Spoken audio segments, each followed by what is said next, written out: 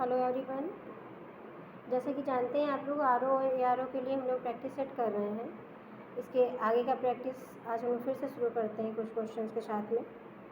देखते हैं 1950 के दशक में भाषाई राज्य की प्रबल मांग के उपरांत निम्नलिखित में से कौन से राज्य पुनर्गठित हुए थे।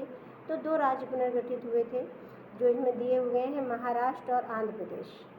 महाराष्ट्र और आंध्र प्रदेश ऑप्शन में देखिए कहीं दिया है 2 और 4।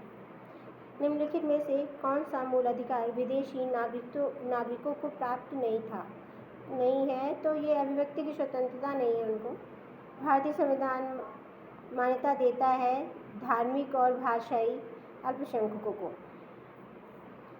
सामाजिक न्याय का तात्पर्य है कि सभी को समान राजनीतिक अधिकार प्राप्त हो, सभी को समान आर्थिक अधिकार प्राप्त हो, सभी को धार्मिक स्वतंत्रता का अधिकार प्राप्त हो, सभी प्रकार की विषमताएं यथा जाति, रंग, व्यवसाय, लिंग आदि प्रकार के आधारित सुविधाएं समाप्त कर दी जाए, भेदभाव खत्म हो जाए।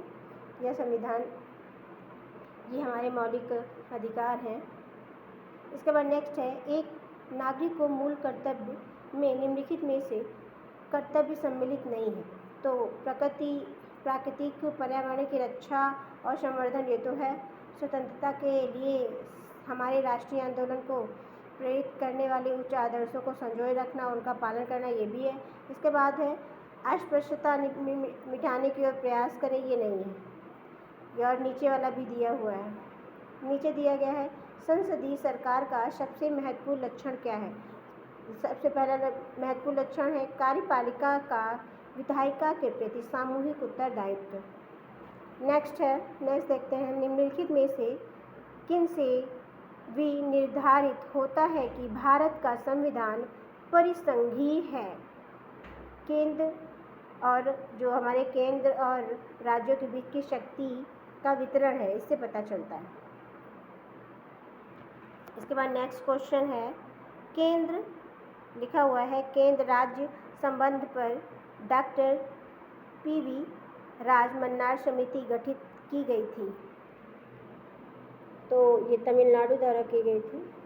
इसके बाद नेक्स्ट है, भारत की संसद के संबंध में निम्नलिखित में से कौन सा कथन सही नहीं है।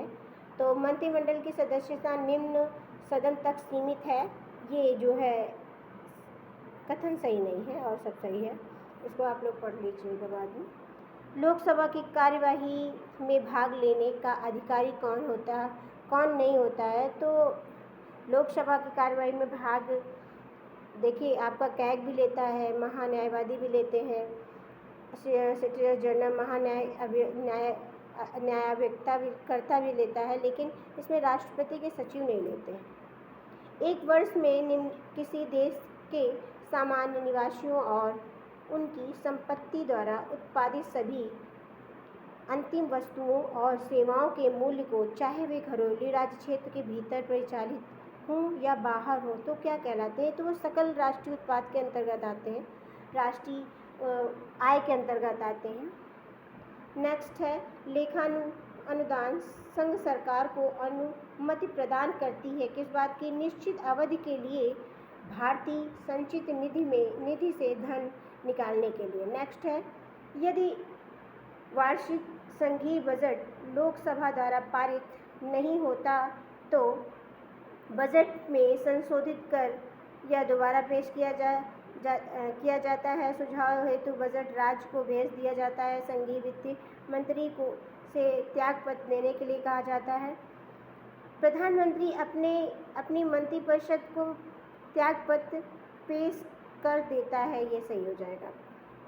नेक्स्ट है, मुद्रा पूर्ति एवं क्या होता है। तो नोट और सिक्कों, जो नोट एवं सिक्के तथा मांग जमा, इसको बोलते हैं। नेक्स्ट है, एक्चुरीज क्या होता है। तो एक्चुरीज ये बीमा से संबंधित होता है। भारत की द्वितीय पंचवर्षीय योजना में निवेश का स्वरूप निर्धारित किया था, तो ये किया था प्रोफेसर पी.सी. महालनोबिस ने किया था। ठीक है, इसी के साथ हम लोग रुकते हैं। आगे की जो भी क्वेश्चंस है वो नेक्स्ट डे करेंगे। ये आर ओ में आए हुए क्वेश्चंस है, ये बहुत हेल्पफुल हैं, आप लोग इसकी प्रैक्टिस कर सकते हो। और आप लोग सभी जानते हैं कि अक्टूबर में इसका नोटिफिकेशन आ ही जाएगा। फर्स्ट वीक में सुनने में आ रहा है कि फॉर्म आने वाला है। ठीक है, आप लोग अपनी तैयारी करते रहिए। Thank you.